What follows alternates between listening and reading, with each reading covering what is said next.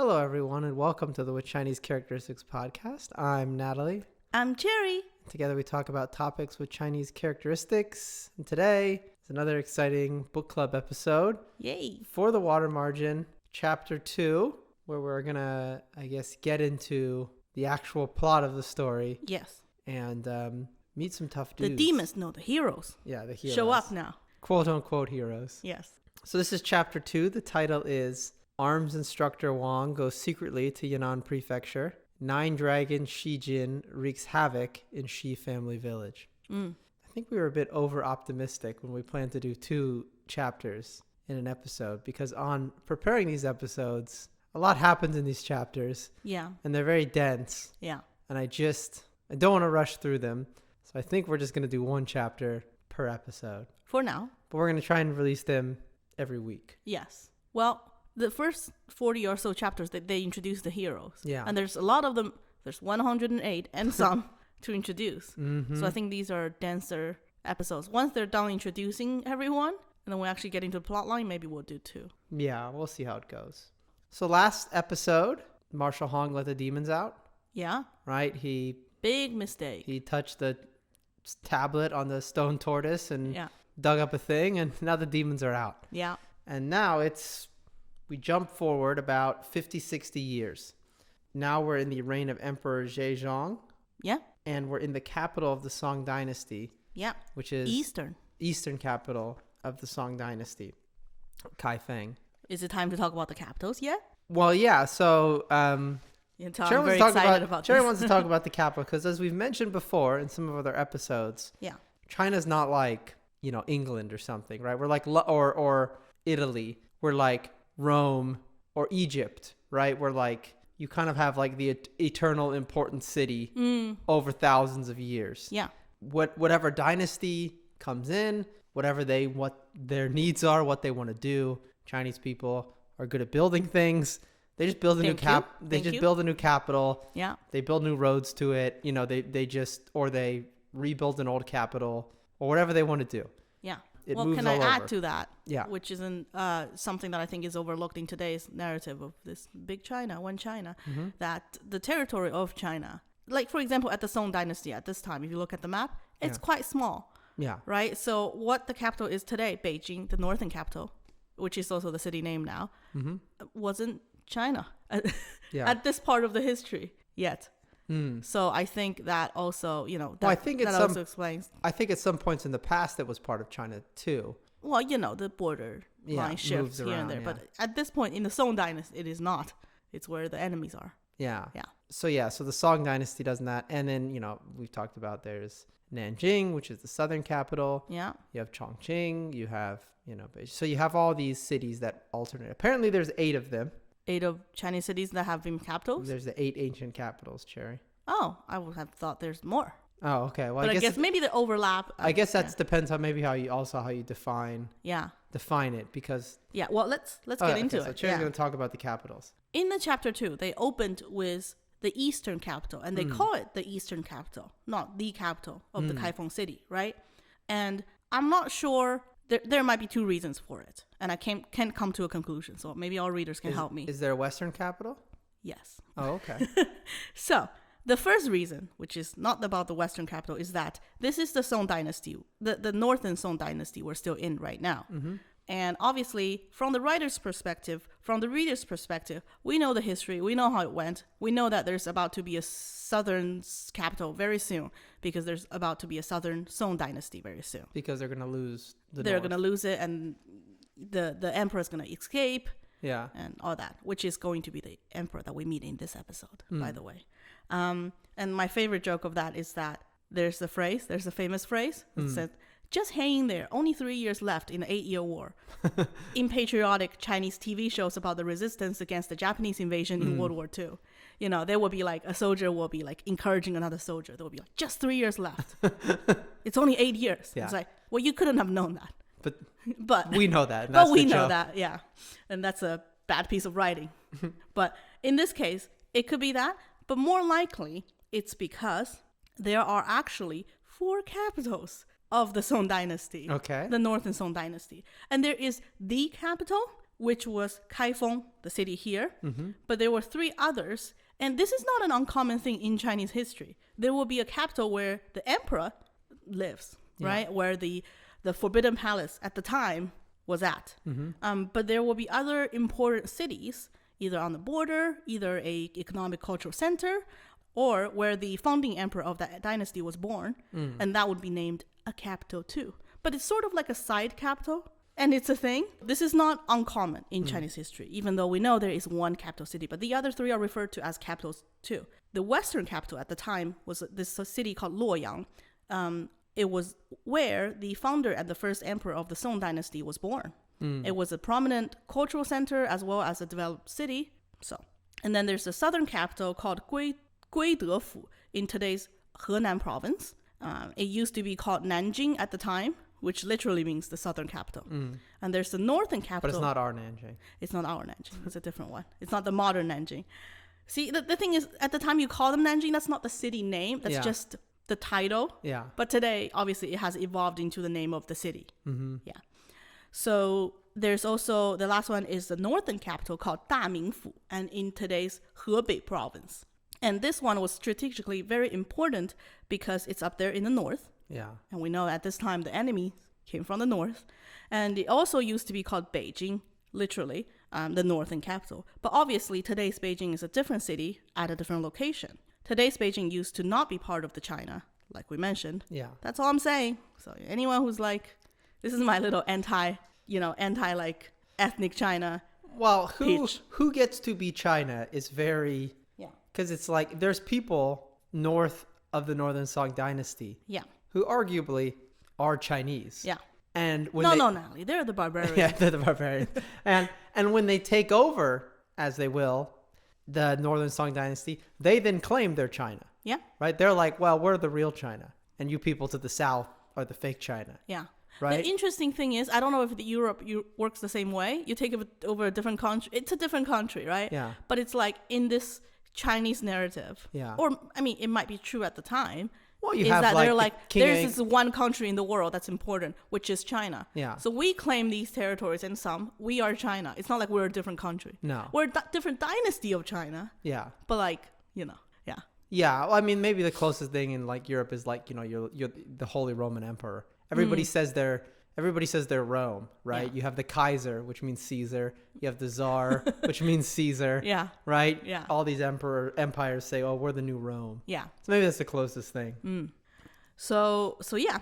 So that's the several capitals. So, but that's where we're set. We're in Kaifeng. We're in the eastern capital. But in reality, it's sort of the real capital. Yes. It was the real capital. It's the capital. It's where the emperor is at. Yeah. Yeah. So I want to go into the Kaifeng city, but maybe we can go into the plot a little bit. So let's get into the story of a fail son. Isn't this whole book? It's the whole book is just Stories it's just about a story of fail sons? sons.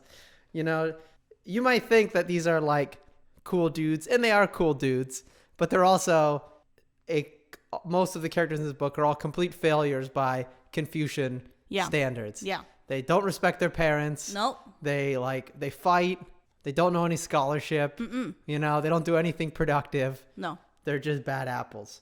So Gao's the second son. It doesn't really talk about what his parents do, but, you know, it assumes some sort of townsperson. Yeah. Right? So Gao's the second son. So already not that great, right? That's already a strike against him. Sorry to all the second and third sons out there. In a patriarchal society, which is why we should break it. Okay, that's my little pitch. There you go. And all he does is play soccer and goof around with martial arts. And because of this, he's called Gaucho, and the Cho, it means ball. Yeah. As in all he does is play soccer. So while we think of martial arts now as some sort of noble spiritual thing, in a lot of periods in China, it's actually kind of associated with sort of a certain level of hooliganism. Yeah. You learn martial arts so you can fight other people in the streets. Gangs learn martial arts, you know, and there's a distinction between that and like kind of the fancier stuff that like a noble would learn or something. But a lot of martial arts is kind of like hooliganism. Yeah. And you're not very smart if you're very strong and good at fighting. Yeah. That's the implication. And I want to do an episode of this someday, but a lot of when you see like kung fu movies and you have rival schools fighting, one of the reasons they're fighting is because one of the things these schools would do is almost like basically get protection money. Yeah. And you have to prove that you're the strongest. Yeah. They're almost the equivalent of local gangs. Yeah. And they fight over territories and all kinds of stuff. Yeah. So, and by soccer, they mean the ancient Chinese sport of Tuju, which involves... Tuju. Tuju, sorry. The C is not a K. Sorry for disrespecting the ancient Chinese soccer. Yeah. By trying to kick a ball into a net without using your hands. Yes. It's been around for about 1,000 years at this point, but was especially popular during the longer. Or longer. According to FIFA. Yeah. Or FIFA. Yeah. So well, yeah, should we get it is are you going to talk about Tuju? I have pages about Tuju. Okay, because it's actually going to be involved in the story. So let's talk about Tuju. Well, I'll give a short description for now. Yeah. Right? Okay. So let me open my iPad. This is why we can't have two chapters in an episode, because there's a lot to unpack here. According to the FIFA Museum. FIFA. The FIFA Museum. Yeah. Which must be a credible source, because you know how much the Chinese spend money on FIFA. It's not like you can bribe FIFA. No. But I mean, okay, so here's the thing. Actually, maybe it is FIFA. It's French. What do I know? The French, what's the Federation? Yeah, the Federation. Well, I don't know what I'm saying. Like I'm speaking French. I don't speak French. Obviously, English is enough. So I'm still studying English. But that's the International Federation of Football. Yeah. And Tuju is football, right? It's a ball that you play with your foot mostly. According to the museum's website, and as part of an exhibition, so I do take it as being credible, you know, mostly. So the Chinese ball, the Tuju, has a history dating back over 2,000 years, with mythical origins hacking back. Okay, this is 1,000 years ago. This is 1,000 years ago. Oh, so you're saying in today's? So yes, but sure, yes, it's 2,000 years old. You were saying in the Song Dynasty. It was already 1,000 years old. I missed that part. Okay, that's fine. But can I just? Yes. Okay, so the rules of Tuju, you know, obviously evolved throughout the time, all 2,000 years of it. We don't really play it today, by the way. But it can be played competitively or cooperatively. You can play in a team. You can play it by yourself. And the skills of controlling the ball and kicking it in different styles, not just for practical reasons. And there's aesthetic reasons as well. And it's very impressive to be able to do a certain move, like we will talk about in the book, right? And when it is played competitively, there are different sets of rules you can follow and how a game can be played. We don't know that many details, but it is clear that the game was very complex and it required referees during the game. The Passion of Tuju. The Passion of... That's what the FIFA said. Oh, okay. Was not only... This is a quote from FIFA. Yes. Okay. At least this part. Quote, the passion for Tuju was not confined to the nobility. Quote. So common people also play it, especially during the Tang Dynasty. This was like a folk tradition at markets, and people play it throughout the year. But at holiday celebrations, they will host the game. But during the Song Dynasty, Natalie, the emperor that we're about to talk about is known as the Tuju Emperor. He's also known as the spiritual leader, the artist, so many different names. Not the fighter. Not the fighter, no. Also not an emperor that's, has an interest in managing the country. But all the fun things, he's the emperor of. Okay. And the Song Dynasty, I know that we talk about the Tang Dynasty in China with such admiration, and every time anyone says, oh, China has 5,000 years of history, we used to be number one in the world. They're talking about the Tang Dynasty, right? But during the Song Dynasty, it wasn't so bad either. China reached new heights of economic, cultural, and social development. Against this backdrop, Tuju reinforced its position as an important pastime and cultural activity. They would play it in the military as a way to bond with the brothers. At one point, women played it too, although these are... Wow. Yeah, well, when we talk about women, we're talking about not like the wives of the officials, but we're talking about working women. I'm trying to find a good word for it. call girls. Not call girls, but like the entertainment venues where the women work in them. Courtesans. Yeah, the courtesans. Yeah. They would play it. Although there's to be said with their little feet and their clothing, how can they play it efficiently? But sometimes apparently they use their hips and they use various skills. Okay. But it was a thing. Women did play it. And the emperor was apparently a highly talented player himself and was painted playing the game several times. And it's like Donald Trump in golf. Sure, I guess there are similarities there. Donald Trump also doesn't really like the hard work of managing the country, I guess. All the fun stuff, though. Yeah. All the fun stuff he likes. So this obviously becomes a culture from top down. Yeah. And Tuju had, reached this height. So all right, we can go back to the episode now. So that's Tuju. There's more, but yeah. Yeah, okay. So back to Gaucho, the fail son. Yes. So beyond playing soccer and martial arts, he also sings and dances and writes poetry. So he's not a complete, brute, right? Somehow he's picked up a little culture. He's a playboy, basically. However, but cultured.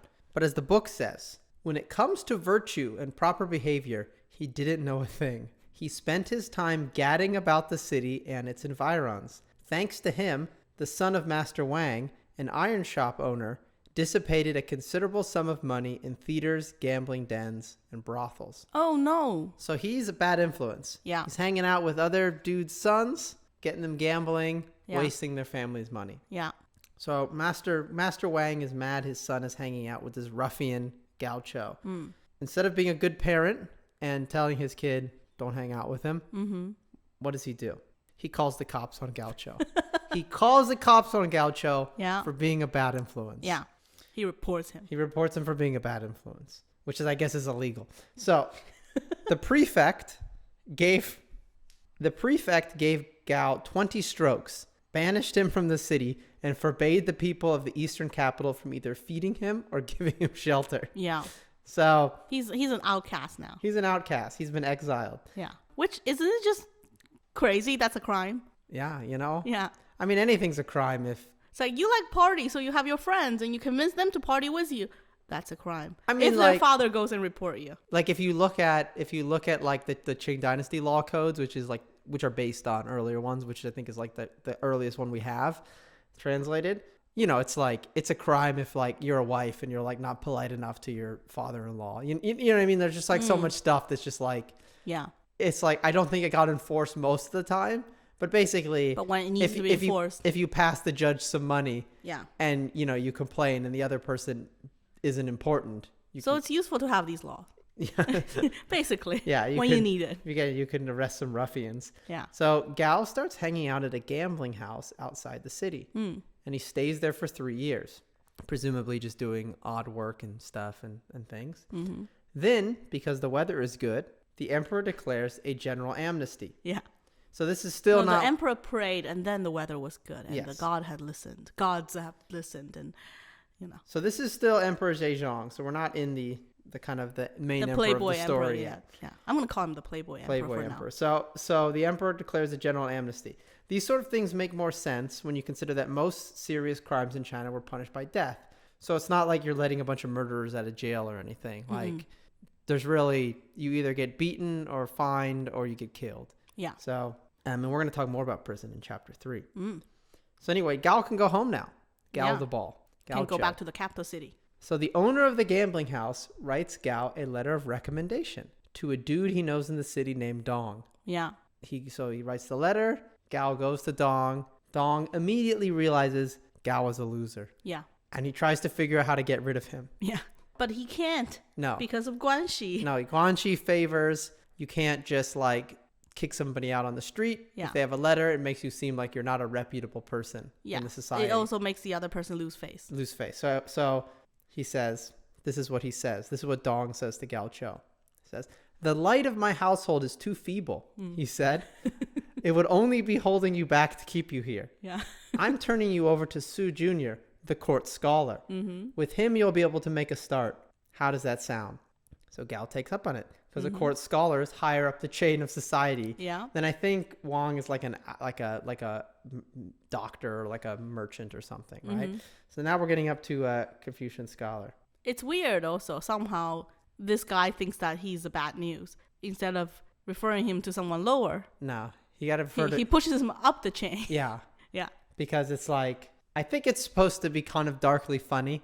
Normally, you're supposed to succeed in Confucian society as a meritocracy, theoretically. Like, you do good on the test, you go up. But this is like he's failing upwards, right? He's failing to the top. Yeah. So the court scholar, predictably, immediately realizes Gao is a loser. I don't know if they call Gao a loser. My impression from the Chinese text is also like, he's just too unstable. Yeah. Like, he just can't fit into, like, a day-to-day job. Like a 9 to 5. I know, but but that Confucian society, he's a loser, right? He's not like a... Well, I think... Like, he's not like a murderer, No. but he's just like he'd be a stoner if it was like... Okay, so the court scholar, realizing he's a loser, says, I can't take this man in, thought the scholar. As a favor to Dong, I'll send him to Wang Jin, the young prince consort, to serve as a retainer. Yeah. The young prince likes that sort of fellow. See, this escalated quickly. Yes. So now he's not like the prince, but like a prince. Yeah. Right? He goes up there. Now, Prince Wang immediately likes Gao. Yeah. Because he was partial to, Can I quote unquote, adventurous men. Yes. Can I add a thing? What's that? You said not the prince, but a prince. Yeah. There was a lot of prince. Oh, yeah. If you look at how many wives, concubines, the emperor takes, and their offsprings, and their offspring's offsprings. Maybe that's why the dynasty always fails. You just have you get a critical mass of fail sons. Yes. There's and the emperor can't support them. Empire can't support them anymore. Yes. And I think I read at one point there's 38 sons. Obviously at this time, childbirth is, the mother dies, the kid dies very early. Lots of them don't survive. But still, just having 30 sons is how I don't know. How many do you need? Yeah, so there's a lot of prince, but this is one of them. Yeah. Wang immediately likes Gao because he's partial to adventurous men. So the prince consort loves Gao, and they become best buds. Because, it's like Gao's kind of a little bit lower class, but, he's kind of like soccer and some kind of stuff. And he's fun. Yeah, he's fun, right? The Prince Wang is probably surrounded by dorks and Confucian scholars and stuff. So he's bored. He needs a fresh change. Gao eventually gets sent on an errand to Prince Duan's house, who is much closer to the succession path. The royal prince. Now, succession in China is complicated in dynasties. It's not always the firstborn son. It can even be, further afield, and typically a niece or a nephew. Yeah. And so sometimes the emperor decides and everybody knows ahead of time. Sometimes, the court decides and picks somebody to be the next person. But anyway, Duan's closer to the succession path. And while he's there, Gao notices Prince Duan playing soccer with some eunuchs who are bad at it. And when the ball lands near him, Gao does some real sick soccer moves, including, and I quote, the Mandarin duck and Drake twist, which is a real crowd pleaser. Yeah. So about this. Oh, okay, we're talking about the Mandarin duck and Drake twist? Okay. You know what? I looked this up and Natalie's like, wow, that's what we spend our... No. That's what we spend our precious research time on. Yeah. It's like, you know what? It is. It is what we're spending the time on. The Mandarin duck and Drake twist? I think some of our listeners are going to be pleased with this fact. So, the Mandarin duck and Drake twist is 鸳鸯guai in Chinese. Okay? And the reason why I said it was translated to duck and drake, I don't know why. But if you're wondering, like I was, a drake is a male bird, but a duck can mean either. Okay. Just like how a hen is only for females, but a chicken is for all. Okay. Yeah, because we're living in a binary world. Yeah. We must also have names for these You need things. to know which one the eggs are going to come out of, which is... Sure. Okay, well, good point. I'll take my political correctness back for a second.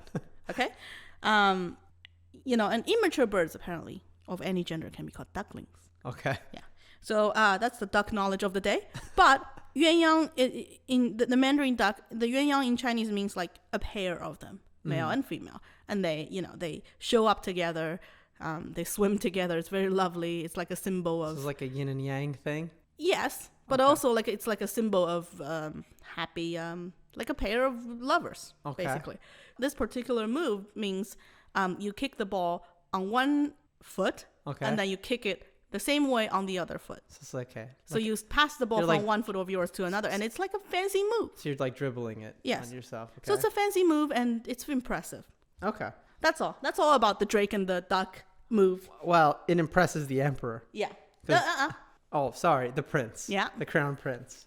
Royal. Yeah, royal prince. He hasn't been crowned yet. Prince Duan is immediately like, this dude rules.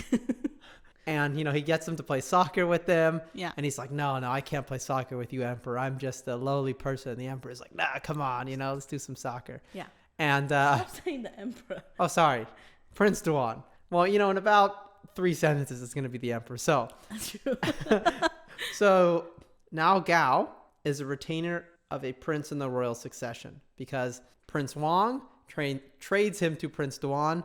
Sort of a little weird how retainers get traded around. Yeah. He trades him, he gifts him. Yeah, he gifts him. Along with some jade carvings and, Yeah. and decoration Some pieces. like chopstick rests and stuff. Yeah. So then the emperor dies. And Duan, everybody decides, is going to be the new emperor. Mm-hmm. It's going to be Emperor Huizong, The Playboy Emperor. the Playboy Emperor. And now suddenly, Gao, being that emperor's best friend, is now one of the most influential people in the entire kingdom. Yeah. Okay? Aside from the emperor. Aside from the emperor. Possibly more than the emperor because the emperor is not that involved in No. politics and Yeah. stuff. So, This emperor is not very hands-on, yeah. as we all know. So Emperor Huizong eventually puts Gao in charge of the Imperial Guard around the capital. Mm-hmm. He's like, I got to find a good job for you. Yeah. And he's like, well, It's not like you can be a court official, though. Yeah. You're not a Confucian yeah, scholar. we'll fudge some stuff. We'll basically put you in charge of the Imperial Guard. Which is a big job. Big job. Very powerful. And basically you're in charge of the whole military around the capital. Mm-hmm. Which means, if you want to have somebody assassinated or something, it's pretty easy. Yeah. Well, can I add another little tidbit Yeah. about the capital? Kaifeng wasn't a popular... I think at several points, the empire, the emperor, the court, they debate, should we move away from this capital? Is this a good capital? They basically inherited the capital from the previous power structure.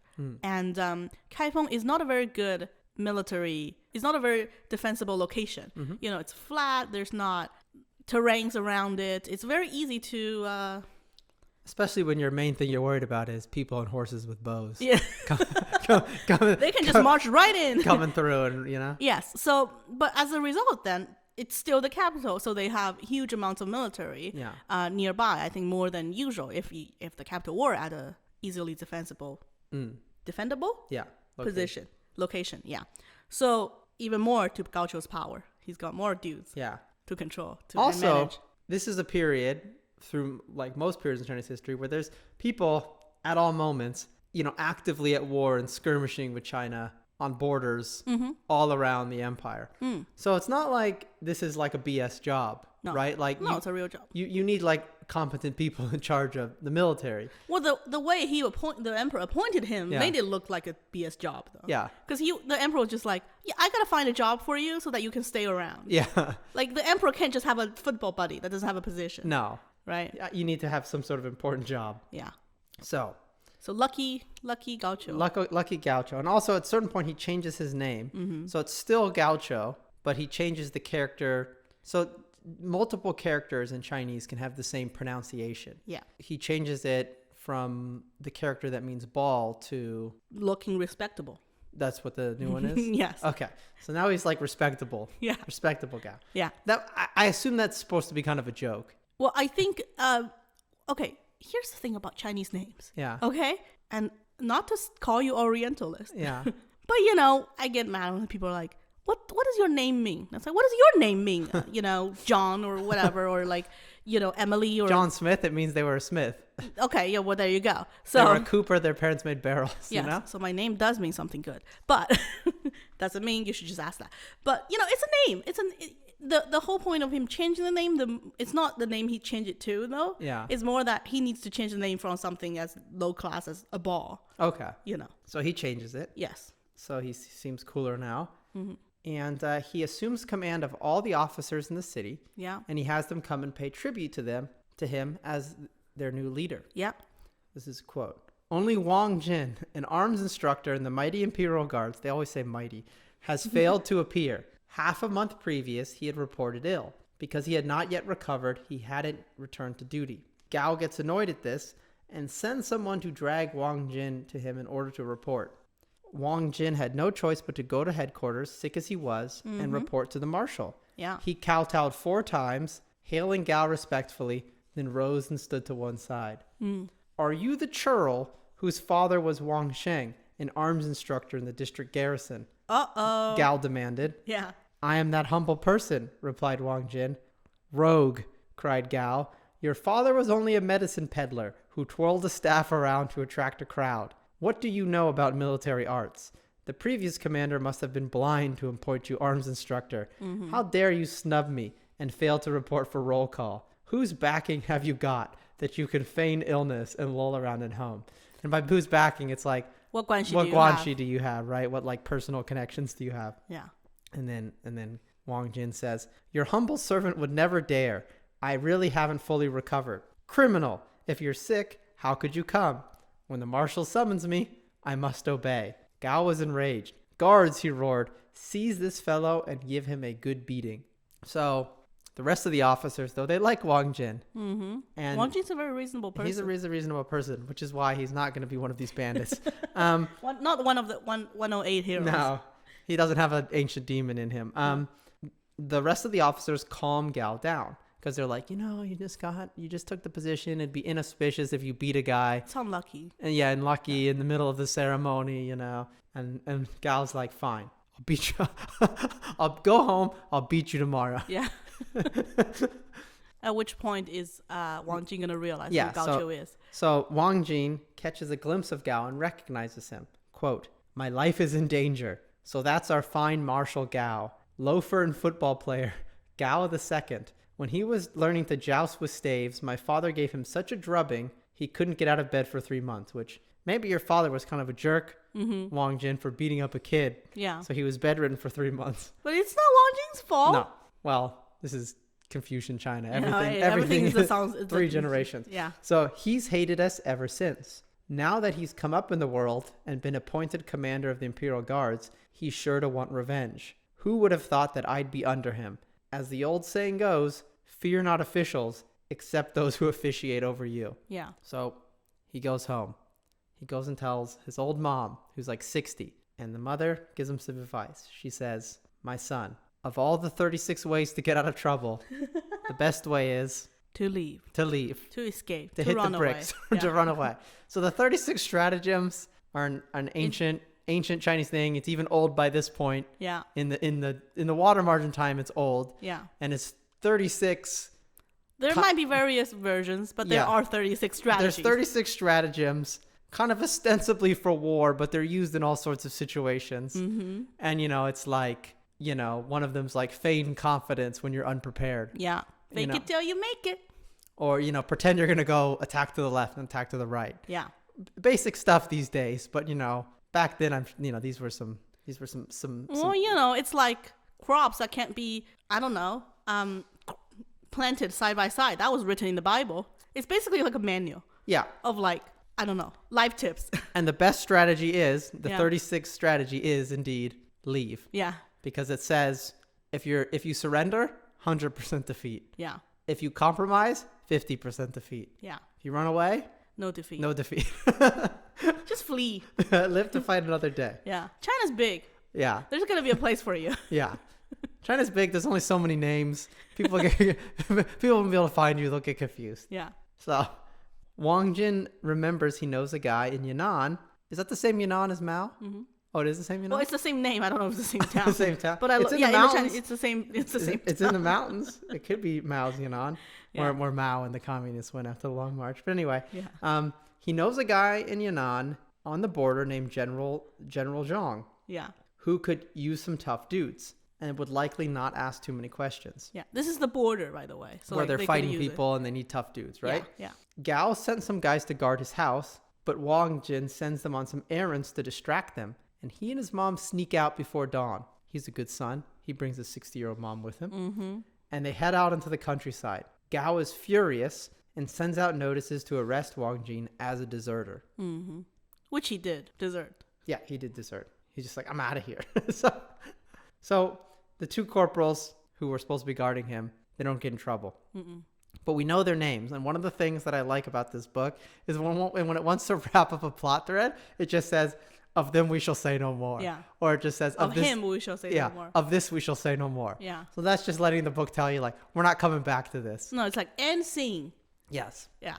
It's quite efficient. I like it. I think it's written in a format that you could, you got to have like bathroom breaks and, Yeah, it's the opposite of like long form TV where they just like hint everybody's coming back or things are happening. It's like, no, this is very clear. They're not coming back. Plot you don't have to worry dropped. about them anymore. Their purpose is done. Has passed. Yeah. So Wang Jin, the arms instructor, and his mom travel for a month on their way to Yunnan. One night, though, they find themselves with nowhere to stay and knock on the door of a manor house whose local lord invites them in. He's real nice, and they end up staying for longer than they thought.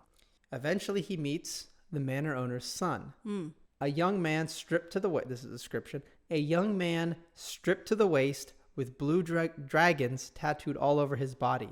His face was as round as a silver platter. About 19, was practicing with a staff. Wang Jin watches for a while, then said without thinking, "Not a bad style, but it has weaknesses. It wouldn't stop anyone who was really good." This pisses off the young master. Yeah. Wouldn't you? Yeah. Who are you to give me this advice? I've already had 8 of the best teachers. You should fight me. And Wang Jin's like, no, I can't fight you. Yeah. And then the dad is like, you can fight him. Go for it. And so Wang Jin fights him. And this description of the fight. The young man looked him over, then raised his staff and charged. Wang Jin quickly withdrew, trailing his weapon. The boy flourished his staff and gave chase. Suddenly Wang Jin turned and lifted his weapon as if to hack down. His opponent raised his own staff to parry, but Wang Jin swiftly retracted his weapon, then thrust it into his adversary's chest. The boy fell flat on his back, his staff flying to one side. That must have been one of the 36 strategies. Well, he pretended to do one thing, and then he gave him a poke instead. Yeah. Gave him a poke with the staff. Yeah. Ancient Chinese wisdom. The kid's attitude completely changes. Yeah. And he begins kowtowing Wang Jin. He says, I've studied with many instructors, but they've taught me practically nothing. Teacher, all I can do is beg for your guidance. So they all start boozing, which is, you can almost assume at any point in the story, especially when anybody makes a bad decision. They have been boozing. They're drunk. Yeah. If you want to know what they were drinking, it's Baijiu episode. Were they drinking baijiu here? No, it hadn't been invented yet. But we drank the wine. We drank the wine actually it had been invented at the point the story was written. Okay. But not at the point of the watermark. This is a stretch of an ad for our previous episode. We drink the what is it? Fate? What's yellow alcohol? Huangjiu. Huangjiu. Now Wang and Jin tells them the real story, which, I guess it comes out. That's what you fight somebody, now you're brothers. Yeah. Now you can tell them the real story. Yeah. It's weird how men bond. Yeah. Yeah. This is a story about men, Jerry. It's a story about toxic masculinity. This is a story about tough dudes, okay? Yeah. And so they've bonded now. They fought. Yeah. So he tells them the real story about how he's on the run because he hates his boss. And he and his mom are invited to stay there and train the manor lord's son. We also get some backstory. The village is called Shi Family Village. All 3 or 4 Shi Family Village. Shi Family Village. All 300 or 400 families in it are named Shi. Father and son, we find out, are also named Shi. My son, since childhood, has had no interest in farming. And by farming, I don't think he actually means farming. He means managing the estate. He means managing the farmers, right? Yeah. He's not going to farm. This is like a rich guy in charge of the village. Yeah. Just like a British lord is interested in farming. They're interested in the managing and technologies of farming. Yeah, not actually go in there with a hoe. Yeah. He only cares for play with weapons. His mother tried in vain to talk him out of it. She finally died of worry. Yeah. I had to also let him have his way. I don't know how much money I've spent on weapons teachers. I also paid a skilled tattooist to decorate his arms and chest with dragons. 9 dragons. 9 in all. For that reason, he's known throughout the county as 9 Dragon Shijin. So I think everybody knows a guy like this. Yeah. And if you're in America who I know a guy when I was playing Magic the Gathering, as a middle schooler. Okay. And he was like, yeah, I had to register my body as a lethal weapon because I'm a black belt in It's like he's like learned karate from like a catalog or from the store at the mall. Right. And he's gotten like some cool tattoos of like Yeah. dragons. And the dad's like, oh my God, like, you know, What are we gonna I just do? wanted him to go to college. Yeah. And now he thinks he's gonna be like in the Ultimate Fighting Championship or something. Yeah. So that's Shijin. That's him. Shijin. Yeah. But now he has a real instructor. He's got the real deal from the mighty imperial guards in the capital, Yeah. Wong Jin. Wang Jin instructed the young man every day, teaching him the use of the 18 weapons. You're going to list the 18 I weapons? am going to list the 18 weapons. There's only 18. Sorry if your weapon didn't make the list, you know? If you're like a, I don't know, like a club. The lance, the mallet, the longbow, the crossbow, the jingle, which is a type of musket. So I almost think that like maybe the author, unless there's a different thing called a jingle back then, the author didn't realize that they didn't exist in the 12th century.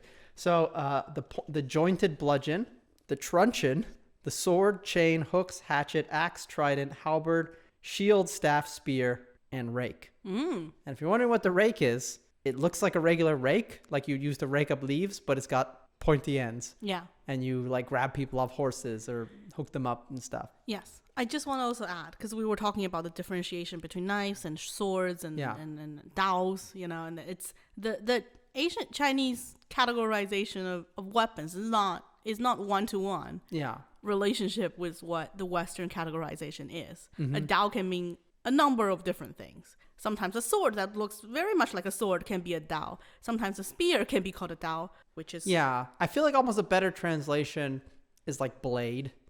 Yeah. It's like a sharp, but actually kind of specific. Normally it's curved in some way. It's for kind of cutting. Yeah. So usually a jian is like a high classy thing. Yeah. You know? But a dao is just a rougher sort of a weapon. If you've and seen it's less sophisticated. Crouching Tiger, Hidden Dragon, Yeah. that's a jin. That's like the straight, The long, sword. pointy sword Yeah. that looks fancy and has the tassels on it. And it's like pretty when you wield it. Yeah. It's like a brush. It's like calligraphy. Yeah, yeah. Yeah. And that's like the dueling fancy people's sort of sometimes martial arts sword. Yeah. And then Dao is like for cutting people apart at wartime. Yes. In the Three Kingdoms, Liu Bei used a sword, a jian. Yeah. But Guan Yu, the number 2, the second brother, used the dao, which is, you know, because he's, I think, also better at martial arts. And but his Dao is like on a stick. Yeah. It's like half spear. Yeah, half spear, half dao. Yeah. Anyways, just thought I would add that in. Yeah. The Jin is the thinker's sword. So Shijin or Shijin becomes an Okay, stop laughing at me. No, I like it. You're good. Okay. Somehow I don't think so. Becomes an expert on the 18 weapons. But after close to a year... I think that just means he's an expert on all weapons. No, it's the 18. If it's out of that, never seen it. No, I think it's... No, it's 18. So after close to a year, Wang Jin wants to head on to Yan'an with his mom. Shijin is sad to see him go, and they load him up with gifts as he leaves. And Shijin is like crying, and he's like, oh, no, master, you know. But Wang Jin's got to go. He's got to go to the border and defend China. Yeah. His purpose in the story, we shall say no more. Yeah, we shall say no. So Wang Jin is basically out of the story now. However, in Shijin, we have our first tough dude. Yeah. Official star of destiny. A man of allure. Tough dude counter is at 1. Yeah. The book even says, we'll not talk of Wang Jin. Yeah. So... Anymore. So Shijin continues to train every day. And 6 months later, his father dies of illness. The books make it clear he does all the proper Confucian son stuff. Shijin prepares a coffin and outer casket in which his father was laid, richly dressed, and he hired Buddhist monks to conduct 7 services on every 7 days to pray for the departed squire. He also paid Taoist priests, because remember, there's two different kind of religions, to chant prayers, ensuring the passage of his father's soul straight to heaven. There were more than 10 of these services.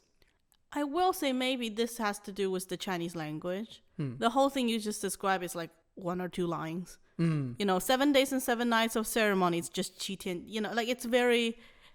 So the translation It's easier to write it in a shorter sentence. Then So that's almost like a stock saying. yeah, Interesting. it could be. Yeah. So now there was no one to look after Shijin's household affairs. The man cared nothing for farming. No. His only interest was finding people with whom he could match skill at arms. Yeah. He's just sitting, rolling around in bed every night. Like, Yeah. when am I going to find some tough dudes? Yeah. So I can fight. Am I going to go my whole life, Cherry, Yeah. without finding some tough dudes? Well, I think he's gonna find some. A few months later, Be careful what you wish for. he learns from a rabbit hunter Yeah. that several hundred bandits have set up a fort on the nearby mountain. Better yet, Cherry, they are led by 3 tough dudes. Not one. 3 tough dudes. Yeah. One is miraculous strategist Zhu Wu, gorge leaping tiger Chen Da, and white spotted snake Yang Chun. So these sound like some tough dudes, Cherry. Shijin gets pretty excited, Yeah. gets all the villagers together, makes sure everybody has weapons, and that they're going to help each other out when an attack happens. We cut to the bandits, trying to figure out where to raid, as there's a bounty on their heads.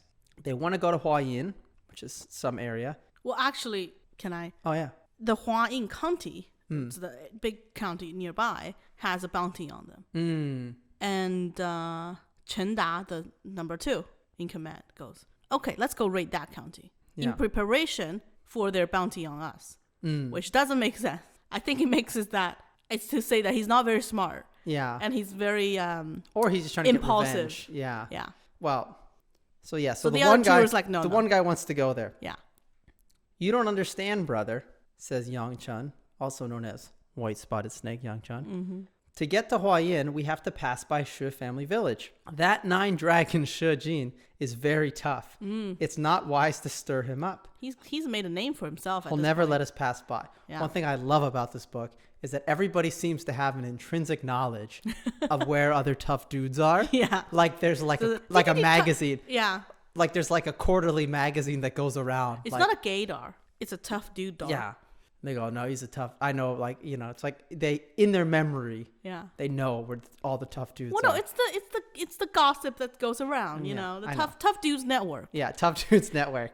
So, Gorge Leaping Tiger Chen Da doesn't believe that Shijin is tough No. and decides to attack Shi village with 150 men. The other two can't stop him. By the way, No. this is not a very well organized like chain of command. No. He's number 2, but he's like, I'm going. The other two is like, you shouldn't go. And he's like, I will take my men. And he just takes them and Yeah, goes. well, what you going to do? Yeah. They found Shijin wearing a ridged turban, a vermilion coat of mail, iron breastplate and back piece, an embroidered black robe, green boots, and a leather belt. Yeah. Hero character. Dun, dun, dun, dun. Yeah, he had a bow and a quiver of arrows. He grasped a 3-pointed, double-edged sword with 4 holes and 8 rings. Which I was like, what is this? What is it? What is a 3-pointed sword, Cherry? Well, it's a 三尖刀, but it's very, very elaborate in its, you know, in its name. And it's almost fantastical. I can't find a good picture of it. Obviously, this was the 11th century, and it's fictional. But it's a very flamboyant weapon. And it's more Just like like Shijin himself. it's more like a spear almost. Yeah, it's almost like a spear, yeah. Like it's On a stick. It's on a stick. It's like a pointy. spear with 3 points. It's like a dao, but on a stick. And it's got like those rings on it that you Yeah. see in like, so. I don't know what the purpose is the rings serve. I can't find any references of what practical purpose they might serve. Do Well, you so know? there's 2 reasons. Okay. So one is theoretically you can try and hook the opponent's weapon and get them caught in a ring Oh. and yank it out of their hand. But it has to be pretty big rings then. They're normally pretty big. Okay. And then the other one is to add weight to the weapon. And like when you swing it, it like momentum because the rings move. Okay. Good. Also That's- maybe that to makes sense. distract them. It's all jangly. Also, it looks cool. Chen Da, though, also looks impressive. He was wearing a red concave hat, a golden suit of mail, a red robe, and thick-soled boots. Around his waist was a long-plated girdle. He rode a high white horse and carried a level steel-tipped lance 18 feet long. That's a very, very long lance, by the way. Yeah. You kind of get the sense Chen Da realizes, like, actually, maybe I don't want to fight this guy. Yeah. So maybe we can negotiate. Yeah. So we get some trash talk from Shijin. He says, "You murder and burn, rob and plunder. Your terrible crimes are all punishable by death. Haven't you heard of me? Where do you get the gall to come and tweak the tiger's whiskers?" Yeah, I love that. It's not the direct translation, by the way. Oh, it isn't? No. What's the direct translation? So the Chinese is 太岁头上动土, like a dare to do this thing. And Taisui is one of the gods, right? And Taisui travels around the world. But when he is traveling in the sky, the physicality of this is very specific. Okay. He's traveling in the sky, and wherever on earth there is, that's the according position, like in a line, right? Okay. Has this blob of flesh. As he moves around, the blob of flesh moves around. Okay. But it's on the ground, and you can try to eat the flesh. It's going to grow back. You can kick the fresh flesh away. Basically, it's how do you say it? It's immune to human influence. But if you try to shovel up dirt and bury the flesh, it would be very disrespectful. And it's not a thing you should dare to do. Okay. So the equivalent of tweaking a tiger's whisker is to shovel dirt on Taisui's flesh's. Basically, you're like, it's like you're disrespecting a god. Yes. You can tell. I don't know. Yeah, I don't really get the story of the flesh. There's like very elaborate descriptions. This is referred to in ancient like in classic Chinese texts in many occasions. And yeah. Well, Shijin, it's a blob of text, flesh. Yeah. Has clearly been waiting his entire life. Yes. To say a line like this. Yes. So Chen Da realizes he might be a bit out of his league here and just asks if they can pass through and that they'll essentially pay him some of their money they make raiding. Yes. He's like, just let us through. We'll come back. We'll give you some gifts as thanks. Yeah. Shijin says no. That's not the right way to get to Shijin. Chen Da is like, come on, man. We're all just dudes here. Yeah. Within the 4 seas, all men are brothers. Shijin says, enough of this idle chatter. Even if I were willing, there's another who won't agree. You'll have to ask him. Who's that, good valiant? The sword in my hand. Yeah. Ooh, okay. Ooh. Okay, that's some good fighting words. And then they fight. Yeah. Shijin immediately basically throws Chen Da off his horse and has his dudes tie him up. Yeah. And the rest of the minutes run away. So Shijin's like skill level 8. Yeah. Chen Da skill level 1. Yeah. Shijin, maybe Chen Da's like skill level 4. Okay. He gets a name, right? Sure. He gets the cool armor. He's one of the description. heroes. He's one of the. Yeah. He is. The 3 bandits are part of the Stars of Destiny, by the way. Yeah. They're not high up there in the ranking. No. But so Shijin wins immediately. So they tie him up. Now the 2 bandit leaders in the mountain have to figure up a plan. Miraculous strategist Zhu Wu. Zhu. What's that? Zhu Wu. Zhu Wu. He has a plan.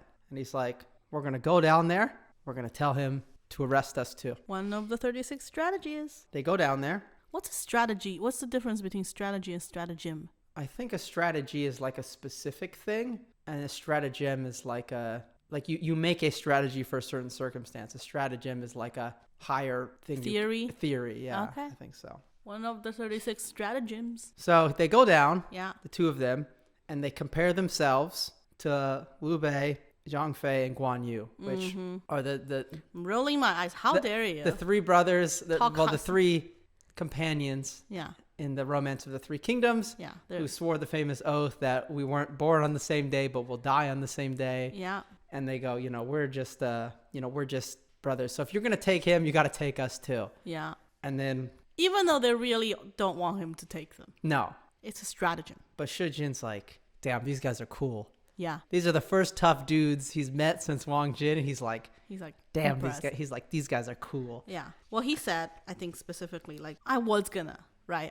His original plan was to capture the other 2 and submit all of them to the county. Yeah. But now he's seen how loyal they are. He says, since you 2 are so loyal, I would be no true man if I handed you over to the authorities. How could I do that? Yeah. He says, if I turn them in and claim the reward, every stout-hearted fellow in the land will scorn me. Yeah. As if, again, it will get out on the Tough Dudes Network. It would. They're going to be on the radio. They're going to be like, guess what happened at the Shi family village today?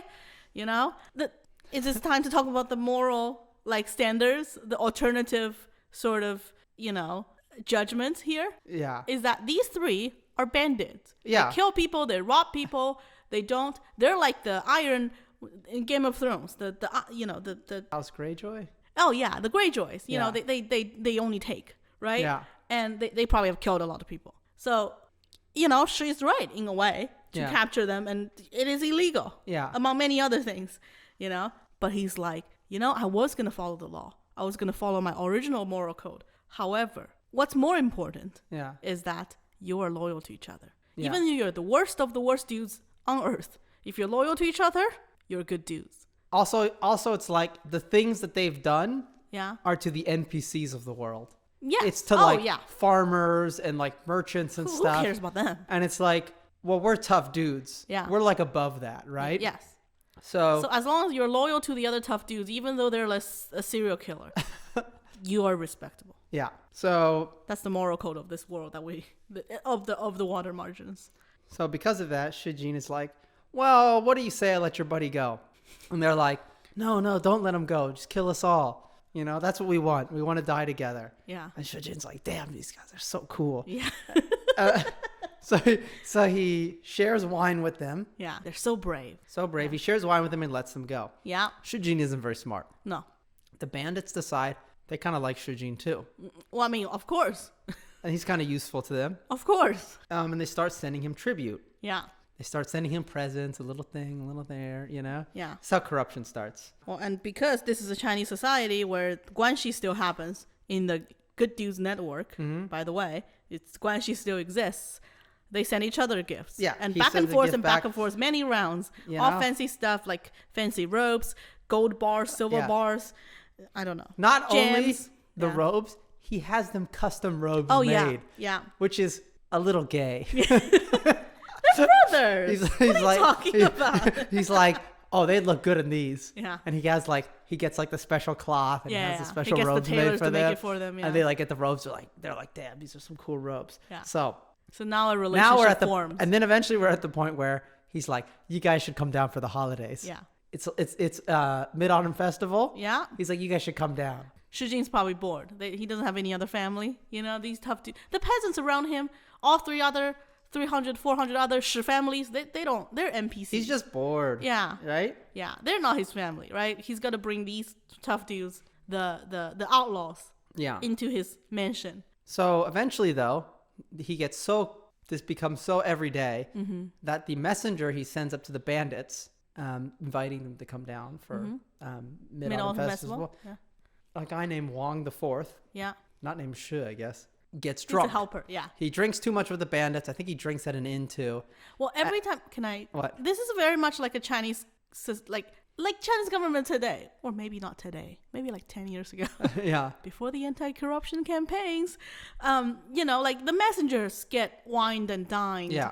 and gifts too, right? They get tips, and so Shijin's messengers goes to the village, the head, the mountain, the bandit holdout, and gets wined and dined. Yeah. And the bandits' messengers gets wined and dined at the mansion. Yeah. And it's just such a back and forth, and everyone gets something from the system. Except right? for all the people around the bandits who are getting who are their getting farms burned down. robbed, where the wealth came from, right? Yeah. But they're very much sharing this wealth now. Yeah. Yeah. So he brings a written letter yeah. So from Shijin Shijin, the messenger brings a written letter from Shijin. as an invitation. The bandits write a letter back accepting the invitation, but then the messenger gets drunk and passes out on the side of the road. Yeah.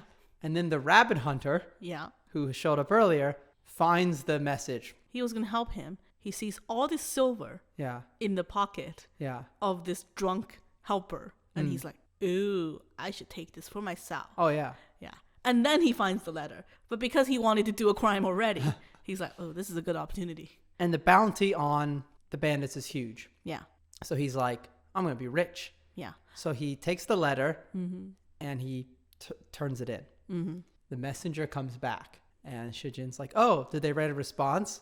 And the messenger's like, no, they just said they're going to come. Oh, well, the lie was more elaborate. He said they said they were going to come anyways. Yeah. So I told them not to write a letter. What if the letter falls into the wrong hands? Yeah. What if they find the letter? Yeah. It's like, don't double down on this. Yeah. Dude, just, So the bandits come down from MidAutumn Festival. Yeah. And in the middle of the event, the cops appear. Yeah. Cops show up. The sheriff of Huayan County, 2 constables, and 300 or 400 soldiers had surrounded the manor. Yeah. Shijin and the bandit leaders groaned. In the light of the torches, the young squire could see a veritable forest of pronged spears, halberds, 5-tined forks, and barbed spears. The constables were shouting, "Don't let the robbers escape." Yeah. And then the chapter ends with, How did Shijin and the 3 bandit chiefs escape? Read our next chapter if you would know. Yeah. So that's chapter 2, Cherry. Wow. Things are starting to get Tough. pretty intense. Yeah. So I think I'm going to make a chart. It's probably going to get pretty big eventually of all the relationships between the characters in the story. So if you're following, I'll probably put it on maybe I'll put it on the website too, but I'll put it on probably Twitter. But hopefully that's interesting. People are enjoying it. It's going to get a lot crazier. We're going to meet some more colorful characters, especially next chapter where we meet one of my favorite characters. And we're still doing regular episodes. Next week should be the Little Red Book one that I've been putting off. Well, I get distracted, Cherry. No, okay? I'm saying as you're going to be well prepared. It's a very in-depth episode. I don't know if I'm that well prepared. I'm just talking it up. Oh, you're talking it up? Okay. Thank you for listening, everybody out there. Hopefully, if you are reading The Water Margin, you enjoy it. And if you have thoughts, let us know. See you in the next episode. Bye.